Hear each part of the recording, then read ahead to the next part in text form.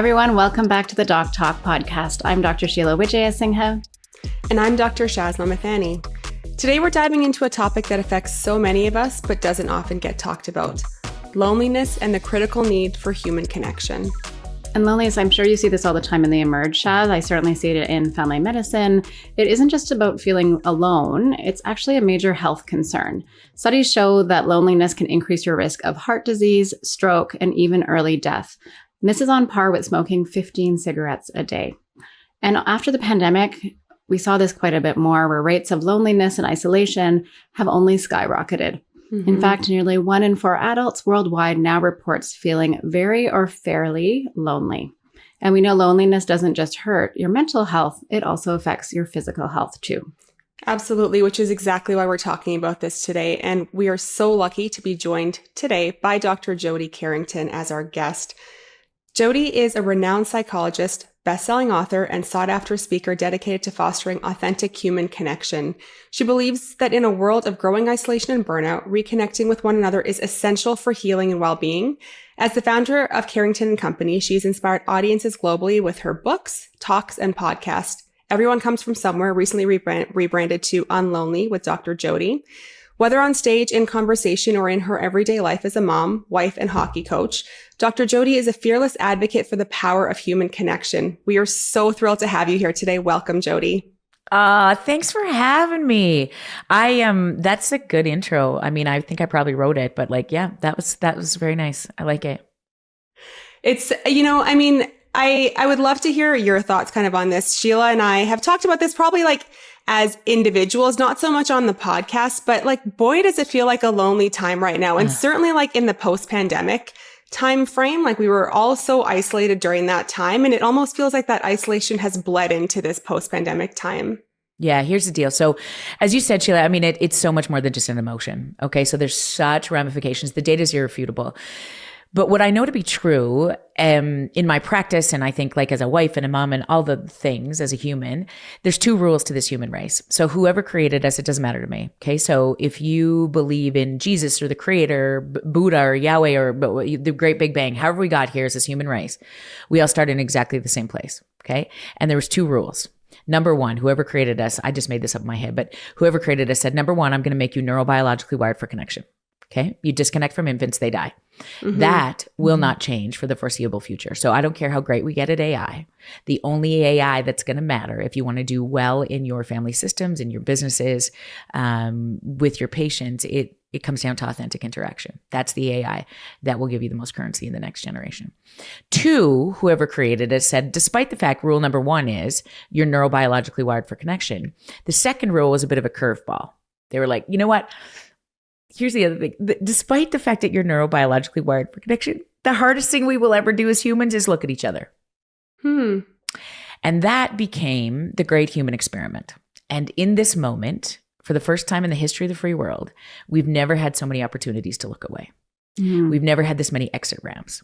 So people ask me all the time about a mental health crisis, and the data supports this. We've never seen these rates of, as you know, anxiety, depression. People are dying faster for the first time in history from emotional illness than they are from physical illness. We've never witnessed this. And the question is, we've never had this much access to research or resources or connection to figure this shit out.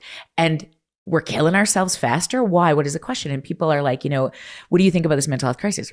Listen, as you started at the top, I don't think we're in a mental health crisis. I think we're in an understandable human response to a loneliness epidemic, because we were never meant to do any of this alone. And in just 1 generation, 2 maybe, our great-grandparents looked at their children 72% more of the time than we look at our babies today. You cannot do any of this alone, particularly big emotions, particularly big transitions. Neurodevelopment happens in the process of relationship. You can't tell anybody how to be kind or empathic or inclusive. You have to show them. And we've never been this disconnected. I feel you just said so much there. And I actually feel quite emotional hearing everything that you just said, thinking of my own kids and how much time we spend on our phones and doing so many other things instead of looking at each other. And that 72% more. Like that is, it's friggin' ridiculous. And I mean, think about this, like, you know, both of you, you know, okay, so first of all, as women, but I also think about even, I mean, I grew up in small town Alberta, and I know Shaz's story, Sheila, I'm not so familiar with yours, but I'm from Edmonton. oh, cool. Yeah. So even, you know, as Canadians, if we think about, you know, the square footage of the house that our grandfather was raised in, and the square footage of the house in which we raise our babies, you know, what's the difference? It's significant. And the size of the beds. I mean, you know, I talked briefly about my husband off when we started here, but I think about my grandparents.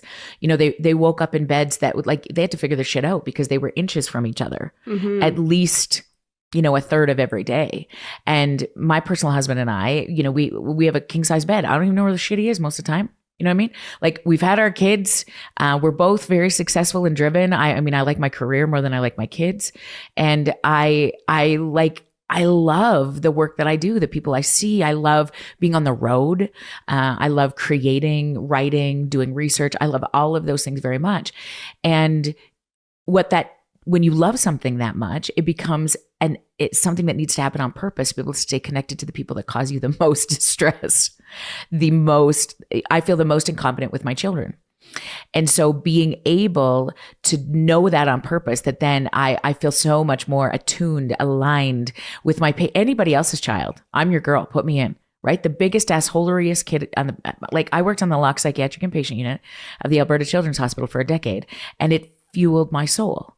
I could get hit and kicked and bit and told to F off all day long and go home to my own personal children and be like, what is wrong with you? Yeah. Huh? And I'm like, it's not about competency or ability. It's access to that. So, you know, Jody, you mentioned like a lot of things there with the kids. I mean, like recently, so like you know, Sheila and I as well, like both have successful careers. I have been recently finding that I'm like pulled more to home and pulled more to wanting to be with my kids right now. Right? Are there specific, and you kind of like mentioned the women thing, like, are there specific groups that are more affected by loneliness than others? Yeah. So the data is really interesting. So we look at adolescents. So in that sort of 17, 18, 20, like that middle place, never, ever, ever have we seen these levels in loneliness. You know, at least like 1 in 2 would say in this moment. In the last 7 days, I don't know if anybody really cares. So I spend a lot of time with educators and teachers because I think they're a really great investment. Because they spend the most waking hours with the next generation, even more than the primary caregivers do. And if they're not okay, the kids they serve don't stand a chance.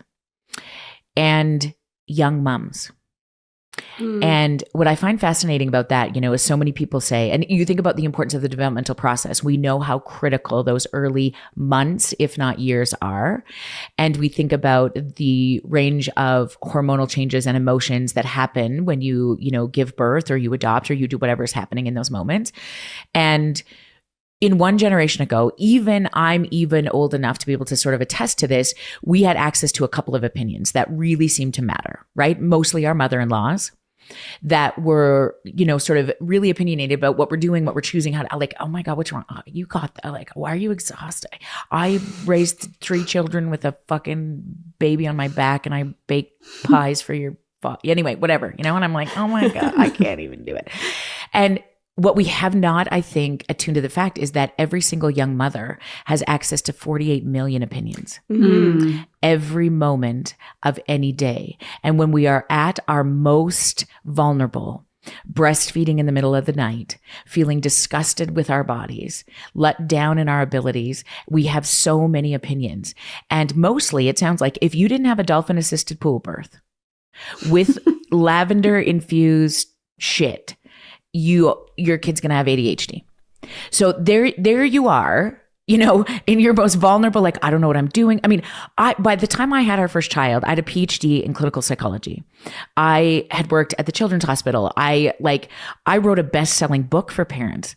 And if you watch me with my own personal children, you wouldn't buy the book because it's not about what I don't know. It's about in the moment when they sent me home with our son and they were like, you got it. And I was like, no, I fucking don't. Like you people are not coming with me. And then I had twins just when I couldn't feel more incompetent. I had 3 under 3 and I hated it.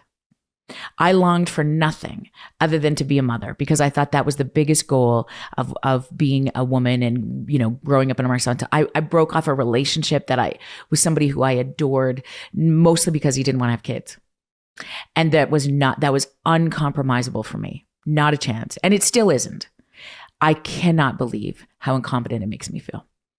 And so in that space, I think when we have more and more access to opinions that are going to be all over the map, and then no place to talk about them, no place to show up on the Instagram and be like, this fucking sucks. I am not a fan of my children. And this is, I think, why I get the feedback the most. They're like, you don't like your kids? I'm like, no, listen, I love them.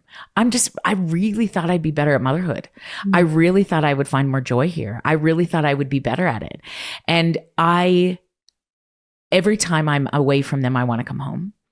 And every time I'm home, I can't wait to get away from them. Oh my gosh. That one resonates. That one resonates, yes. All of this resonates very much so. Right? And I think as smart women, like you both can attest to this, right? Like particularly women of color who have had, I started on third base, right? As a white settler in this country, to get where we've respectively gotten, what you have had to do is nowhere near, is remarkable to me.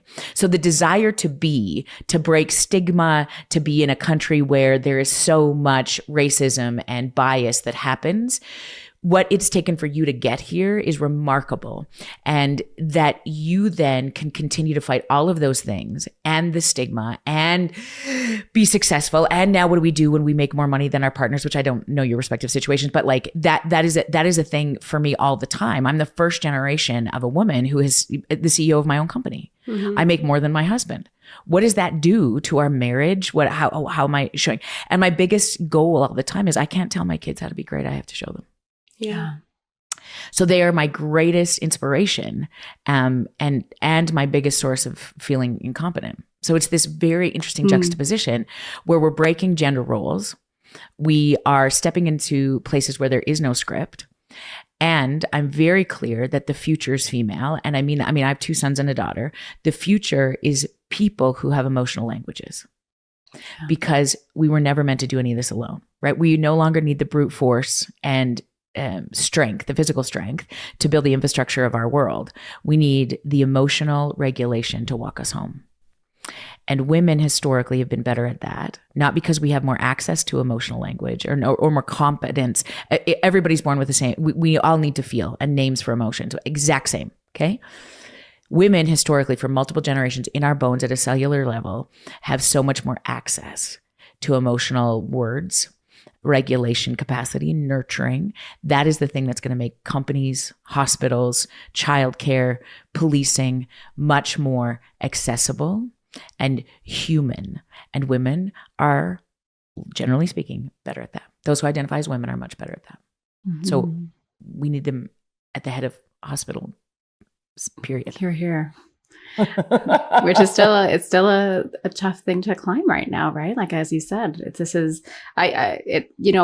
pulled in so many directions. I've been in practice for 20 years, and I actually find medicine really easy now in ways.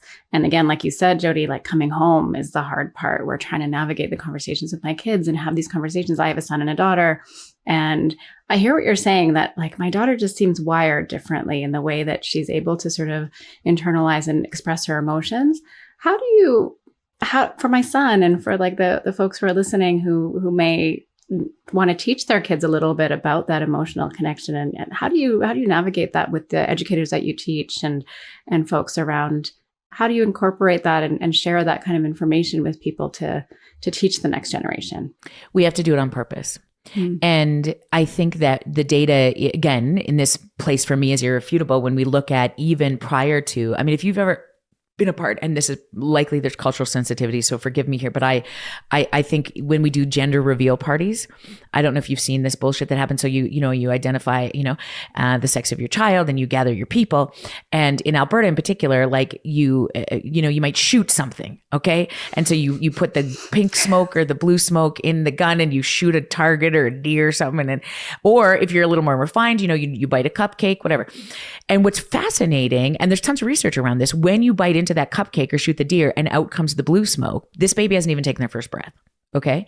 So the biases are still very deep. So everybody is like, whoa, yeah, fuck yeah, man. Like, good job, dad. And like, they're belly bunting the mom and like everything is like, cool. And if you bite into the cupcake and it's pink, everybody's shoulders go up and they're very gentle with mom. Oh, look at that. We're so, and there, sometimes there's the father figure going like, for fuck's sake. Like, so there's still such a sense that even the unbiased, the very biased way that we think about, our sons and daughters also has to be very present in our minds. I spend much more time soothing my daughter than I do my sons. I coach minor hockey and I heard this yesterday, you're skating like a girl. Suck it up. And so even with those of us who I think have spent a lot of time in this space understanding, the uniqueness that is humanness, but is that, we all start in exactly the same place. We all have this same potential for emotional language. I continue to be shocked at how antiquated we remain. And I'm a perpetual contributor to that because so much of us, it's in our bones. And I think you can't address what you don't acknowledge. So the answer to your question is certainly just conversations like this, right? How much in our bones are we much better able to, what are we buying for toys for our children? How do we have conversations with our babies? When we're using sports analogies, are we speaking about, male teams? Are we, reminding our kids about all the successful female athletes? We just don't. And it's not because we're bad people. It's not because, we are shitty minor hockey coaches. It's because it's that you can only do the best you can with what you got. And so exposure and I think acknowledgement of that is the only way home. And so conversations like this, knowing that we will be different with our daughters than we are our sons, that wired differently comes from multiple generations of experiencing in utero back to our ancestors, what it has done to shape the cells and the way that we operate in this world. And if we're going to start to break that cycle, it just really is about being very conscious of that. Yeah. I mean, so I also have a son and a daughter, as you know. And so I certainly see those differences. The one thing that you said a little bit earlier about how being a new mom is an isolating time. I mean, I feel like even just being a mom in general feels isolating. And the role of social media and technology, all the data shows that has significantly exacerbated that. That's irrefutable, like you said. When we're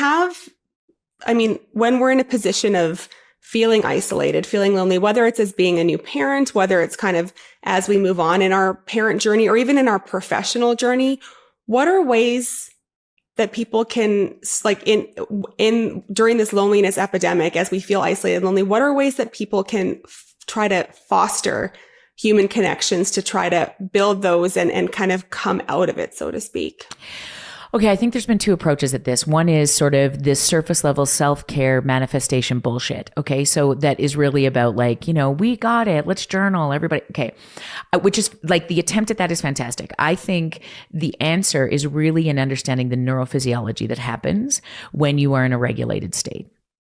And what I mean by that is, you can drink all the kale and do all the yoga. If you are doing that in a dysregulated body, it is a waste of time. Mm-hmm. And I think there is a very deep misunderstanding about what happens internally in your nervous system that even when I went through my PhD, I didn't understand clearly enough. It was when I was at the Children's Hospital, because I was trained very much in behaviorism, right? You make a good choice, I reward you. You don't make a good choice, I punish you. And that will shape the behavior. Okay. So all of us have been trained in this way. It is the fundamental infrastructure of every major institution, the justice system, education, corporate America, parenting approaches that we've been taught. You reward and consequence, and you will then have regulated behavior. What we didn't ask is what it leaves the person or the rat with. I mean, if we take it back to sort of the basis of the studies, it's really about when you shock a rat, they stop the behavior. And when you reward some pigeon with colored water, it does more pecking. Cool. What we didn't ask is what does that leave the rat with? We were just concerned about the outcome. And we had to be less concerned about the outcome with kids and families and our partners, even 2 generations ago, because we had one thing we are missing today at increasing levels, and that is proximity to each other. Because it is that thing that we didn't know we had to measure, right? Relationship, connection. When we would go into one-room schoolhouses, our university classes were much smaller. We had one teacher. Now, I mean, our babies, in this town, I mean, our son started grade 9 this year. He has 6 teachers. And the idea of not being grounded throughout your day becomes a problem. And we've never had this much noise. For the first generation of physicians, your patients have never had this much access to you. All of your mentors who built who you are today never had this much noise. When they came home from the hospital at 5 o'clock, 7 o'clock, I don't care what time it is, nobody could get them. Nobody. Yeah. And now we wake up in the morning before we even pee. We're checking our email because we're trying to get ahead of the game. We're very important people. You understand? We got to make sure our patients are okay, or the people we're supervising or employing or whatever that looks like. Our cortisol is through the roof before we even pee because there's nothing in there that's good. I promise you. There's nothing in there that's like, we got the funding. We have, it's like there's 3 patient complaints. 2 people aren't showing up today. You fucked up this case. And you're like, okay. Or so like 10 more things added to your to-do list for the day. Right. You thought it was going to be a good day. Mm-hmm. And then we strap on an Apple Watch because we're trying to get our steps, because we're getting old and we got the perimenopause and the dementia we got to fight off, right? This is a cortisol shooter. This is attached to my children and my parents and Team Snap bitches. Okay. These give me direct access to the crazy parents on my kids' lacrosse and hockey teams who are fucking nuts. WhatsApp and they're groups. sending shit all the time. You understand? And it's also identified, like it's with my 20 closest friends and their workout routines are right here. Okay. So I meant to work out this morning. Guess who did? 5 of them bitches. I did functional strength training. You cow. You know what I mean? So like that's what's happening all day long. And then we have complete access to this, which means I don't leave very far with everybody who can have access to me all the time. None of which lowers my cortisol. And then for a break, I jump into social media. Also not lowering my cortisol. Okay. Nothing. These people are getting family pictures. I have clearly not drank enough collagen. I need to try harder. As I talked about, I'm in the middle, the very raw stages of grief with my father. And there's so many suggestions about how you should be grieving. And am I offering enough to my community about grief? Am I being as vulnerable as I say I'm going to be? And I don't fucking want to talk to anybody today. Like all of these things are happening in our own bodies, which doesn't allow access to the best parts of us. And so when we speak about our neurophysiology, it is, I think, understanding very clearly the answer to me in everything starts with you. You are not that good to undo multiple generations of abuse, neglect, and trauma. You are not that good to create beautiful children all on your own. You are not that good to save your marriage all by yourself. You are not that good. You're not that good to save every patient, no matter how early you get up, how late you stay, how many times you go back to the hospital and put babies to bed. The first decade at the hospital almost crushed my soul. I think it's a bit of a rite of passage, so I'm not super hard on that. But I think when I left the children's hospital, I think about this all the time. I literally would get kicked and hit and punched every day. I would go home late, stay early, all the things. And when I walked by there, I had twins in my belly when I left. And I remember walking by the nurses unit and I thought to myself, I didn't do enough. Because as I walked out there, lids were still flipping. Racial inequity was brutal and evident on the unit. Financial shit was very clear, right? Who doesn't have services? And I thought I didn't do a thing. And the issue is, we're not that good. Our only job is to do the next best right kind thing. That's all we have control over. And where I have access to that is when my shoulders are down, the tongue is off the roof of my mouth, I can wiggle my toes. That is where I am the best doctor. That is where I am the best mom. That is where I am the best spouse. And we spend very little time there. So the reverse engineering is we have to do that on purpose first, as much as we can. So I say to my patients, I say to any boardroom. I've spoken around the world. I got asked to speak at the United Nations this year ahead of the General Assembly. And the question for me was, where do we need to invest the most? And I said, we no longer need to invest in the people we serve. And they're like, what do you mean? Take as many resources as you can from the people that are suffering and put them into the people doing the caregiving. Because if they're not okay, the people they serve don't stand a chance. We are all just here walking each other home. And the resources for me need to look like on purpose emotional regulation strategies, which means drop your shoulders. Many things are as simple as this. I want you to put the word shoulders on a sticky note, put it on your bathroom mirror. I want you to put it on your computer, in your car. And every time you see it, I want you to drop them. And I promise you, every time you see that sticky note, you're going to think of me, but also I want you to know that your shoulders will be up. I will be shocked that you see that note and you are just cruising. Things are good. You are like, I am the best thing that's ever happened to Alberta Health Services, bitches. And I am such a good mom and my partner is so lucky. Like none of those things play in our head because of the constant inundation of data that would suggest we are not doing well.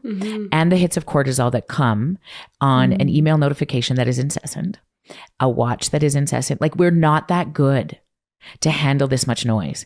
So I think the greatest investment of the next generation, particularly for women, will be to regulate the nervous system on purpose. And as simple as drop your shoulders, watch your tongue, and think about that as often as you can in the run of a day. That's so practical. I felt my shoulders go down. I saw them. They're like several times. I saw them. Okay. They were here. They were right here, honey. Yeah. So this is good. This is a very practical tip. Working with my patients, one of the challenges that they often will find, especially post-pandemic, is that they really want to connect. They want to have that emotional connection and closeness to other people, but they don't know how to do that. And we've lost that ability in a way, or maybe they didn't have it before because they weren't taught it. And you use a lot of purposefully, like we need to purposefully do these things and teach our kids these things. Do you have any advice for people who really want to make that connection but struggle to do that? And how do you take that first step? I think the narrative is probably the first problem, right? Like, I don't know how to do it. Yes, you do. Yes, you do. We are born connected. We are best when we are connected. What we do is we lose access to that. When we start to get in our head, I don't know what to do. The pandemic has caused me all of this stress. I'm scared of people. What do I say? What do I do? What happens when those thoughts come into your head? Where do your shoulders go? All the way up. Which means I don't lose my ability to be great. I lose access to it, which is the definition of burnout. Okay. You can't burn out. Burnout is not a function of the work you do. You can have the most wicked, you could be Doctors Without Borders in the middle of a unresourced, overwhelmed system and be the most effective you've ever been. It is not a function of the work we do. It is a function of your ability or lack thereof to rest. And we have not been taught, certainly in med school, not in this world of, getting a PhD, have we ever been taught that that is what we should do. We are a part of the hustle culture, which is get up at 5, pick your word of the day, manifest, do yoga, drink some fucking kale, all before the children get up, then work out. And if you haven't done those things, make your list of goals. Nowhere in there has anybody said, and also take a nap, baby girl. Rest that nervous system so that she can continue to serve beautifully. That is what she needs. We need to start having those conversations, right? And I think the better we get at that, then we have access to the best parts of ourselves. When we're spinning in our head like, I'm not good at this, I don't know what to do about this, that is the definition of anxiety. And when I'm anxious, I lose access to the best parts of myself. When somebody's in the middle of a panic attack, they can't remember their middle name, they don't know their phone number, they don't know all of those things. Do they know those things? Yes. They've lost access to them. And the best care providers have the capacity to do the walking, not provide the best prescription, not provide even the best diagnosis.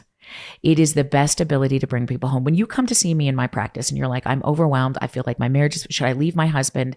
I don't like my kids. I don't know if you should leave your husband. I'm not that good, but you do. My job is to walk you home. My job is to get you back to the best parts of you. That's where I can do the most solid assessment. And that's where together we can make a plan that already here, right? You know how intuitive people are when they're regulated. They know when they're sick. Yeah. They lose access. They deny it when they're dysregulated and anxious. And it's fine. It's good. I'm fine. It's good. This is happening. Everything's fine. And you look at them, you see their color, you see their gait, you see all those things. And in your head, you're like, you're not fucking fine. They also know that. Our job is to walk them back to a regulated prefrontal cortex, because that is the only place we can have conversations about what the next steps are. And very few of us in this healthcare world are good at that, because we've never put the emphasis on we've called it bedside manner. We've called it, relationship building. We've called it like all of those kind of things. But really what it is you can't give it away if you've never received it. So you can be the best book smart person, but if you have went through medical school or, as a psychologist, and you've just been like, this, I'm getting in the top marks. This is what I know my shit. That's great. It's never nearly as important as being able to regulate another human being. If you have that skill, you'll be the most successful human. And those things, as three women who are very, successful and very ambitious, those things start to define us, right? Of I am this successful XYZ. That's who you are though, right? That's why you're amazing. When I step into your presence, you're stunning, you're smart, but you're calm. You're regulating. I want to be near you. I want to learn from you. And I think we underestimate that superpower as women. We have been taught that we have to be tough bitches and keep the chin up and we don't cry and we got it, right? That is the expectation of our colleges. When I step outside that, or I swear with my patients, or I, meet them on the stairwell, fucking bad news. And for many reasons, I understand where that's coming from. I've had many conversations with my college about this. And I'll continue to have them, right? Because I understand that we're at this crossroads of understanding how we connect with people in a much different way than the rules that were written for us. And that's so interesting, because when you say that, right? We as women have been pushed and taught exactly that. But when I think about what I look for in a leader or someone who is, leading me, bringing me along, whatever, I look for exactly that second set of things that you said, Jody, is it someone that has a calming presence around them? Can they, and I certainly in the way that I want to lead as well, can I bring people along with me rather than having a top-down approach? And I think that, you said the future is female. I think that, and we see all these things on social media and conversations that we're having with our friends. Well, if only women ruled the world. I think that's why those conversations are happening, because we, as women, have this ability to to be able to bring people together, to connect people and lead in a collective way rather than in a forceful, powerful way. Yes, but also you can't tell anybody. Sorry, go ahead. So, Jody, yeah, in medicine, and I'm sure you've seen, these are considered to be soft skills. We're always defined as soft skills. And I remember very much when I'm teaching the residents, they're like, Sheila, the residents will come to you for their soft skills because that is what you're really good at. And they're going to come to me for the hard skills. And I'm like that, pardon me, but that's not that's really discrediting the importance of actually being an effective clinician is to do exactly what you're saying in terms of seeing our patients where they're at, supporting them in their journeys and being a part of that with them. And like you said, regulating, but calling it a soft skill is so diminishing and really takes away that value and the impact that skill set has. And the data, if we want to sit and go toe to toe to some, somebody with a penis who wants to sort of argue this with me, I will tell you that the data is irrefutable. The recovery time decreases when there is trust and relationship with your care provider. Your ability to not only recover, but be better, do better, success rate of, disease decrease, all of those things. It's irrefutable. The most successful Fortune 500 companies right now in the world, by a landslide, do remarkably better when there's a female member either on the board or at the helm. And I think it becomes tricky because we can't just say if you're a female, and then we get into this place of okay, we need to check the boxes. We need a couple women in here. You need somebody with an emotional language, which also means men are very capable of these things. This is the big focus with my sons, right? We dropped, I'll just give you the story real quick. So my son plays lacrosse with his two little buddies, and I had to drive them to Red Deer last night to play. And at the end, they're 12 and super jockey kids. And the little guy got out last night and he said to my son, "I love you, Ev." And I was like, this is the best thing that has ever happened in the history of the free world, because normalizing the capacity to say those things to each other. And you should see my son melt. Love you too, Rye. And I was like, buddy, you know what I love the best about Riot is that he says those things. And he's like, I know, isn't it funny? His name is Riot. It's not funny. It's cool. His name's Riot. Oh. Yeah. He's the coolest kid on the planet. And I really love that because I think it is sort of that sense of there is the emotional space that, needs to happen. I hear them asking each other, are you mad? You didn't talk the whole way home. Beautiful. Like be doing those, like I like love perceiving that. Yeah. Right? Like having that EQ to perceive that. Yes. Yeah. And so when we think about the conversations that we now have around our kitchen tables that we weren't allowed as women to have, not because our parents were assholery-ish. And I spent a lot of time with my patients sort of undoing that one generation where they're like, my mom destroyed me or my father never apologized. He never told me he loved me, all of those kind of things. So he's the problem. I want to know not necessarily, what's wrong here, but what happened here. That's always the most powerful question. Tell me about Dad. Tell me about what it looked like around his kitchen table. Was he a survivor of a cultural genocide attempt? Was he a survivor of war? What does that look like in his family system? What did his grandfather do? Because once we understand the context, it changes the accessibility to the things that are soft, that are vulnerable, that are necessary and life-giving. Sometimes those things have to be protected. So when we work in the abuse space or the addiction space, sometimes people have just been taught that other humans aren't safe. And the only way we heal that is we need to teach them that some of us are. And getting through that, particularly if there's deep, deep trauma, can take a lifetime. Mm-hmm. And I'm here for it. Mm-hmm. If I can be that corrective experience just one time, right? I'm coming back to Dr. Sheila because every time I walk in that room, she does this before she says, "How are you?" Mm-hmm. She looks at my eye. It is as simple as this. You wave on your way into the parking lot. That's what I want you to do at the beginning of every shift. I want you to be walking in. I want you driving in and you're waving at the people. Huh? People are like, that's weird. I'm like, yeah, What happens? You engage your community and their prefrontal cortex is on because they're like, what the fuck is going on with Shaz? Waving. She waving. Look at her at the stoplight in Edmonton. I mean, when I grew up in small town Alberta, if you didn't wave, you were a bitch. And the second I would get out of Viking, Alberta, Canada and go to Edmonton, I'd stop waving because then people are all terrorists and they're very bad. What if you, at every stoplight and stop sign, you're just giving people waves on the way? That's all I need you to do. And they don't even have to be big. Like my husband waves with one, he's a farmer. One finger comes off the steering wheel. And if he likes you, maybe two, Or the head nod. Oh, yes. I say this all the time. The light up. If you and I meet, and Chaz can attest to this, I mean, there's a huge hug, maybe a leg wrap. All those things happen. My father was the most important person to me in so many ways. All I wanted was his light up. And when I got it, it was the greatest thing ever. But it often looked like this. Slight little head nod. I may be proud of you, kid. Beautiful. Not loud, not huge. You had to look deep for it. But when it was there, you knew it. Yeah. So it doesn't have to be huge. You don't have to be somebody that's demonstrative. You need to be somebody that is connected. That is how we change the world. One sweet soul at a time. I love that. Oh, Jody, I feel like we could talk to you for hours about this. This feels like a therapy session. And I feel like this is so beautiful. It's wonderful. It makes me want to get back to work, doesn't it? Yeah. Like I just bring me my patients, bring me my people, bring me the grocery store clerk. Like I've never been so excited about humanity. I cannot wait to get out of bed every morning because this isn't hard. I love and it. We're privileged. So let's we use are. it. We very much It's a are. gift to do what we're able to do. Yeah. So, Jody, one of the ways that we always end our episodes is with the prescription for our listeners. And so we would actually love for you to give our prescription of the week with your top 3 things you would recommend to people during this time of loneliness and isolation on how to kind of foster that inner connection and connection with the world. Okay. You have to go in before you go out. So drop the shoulders.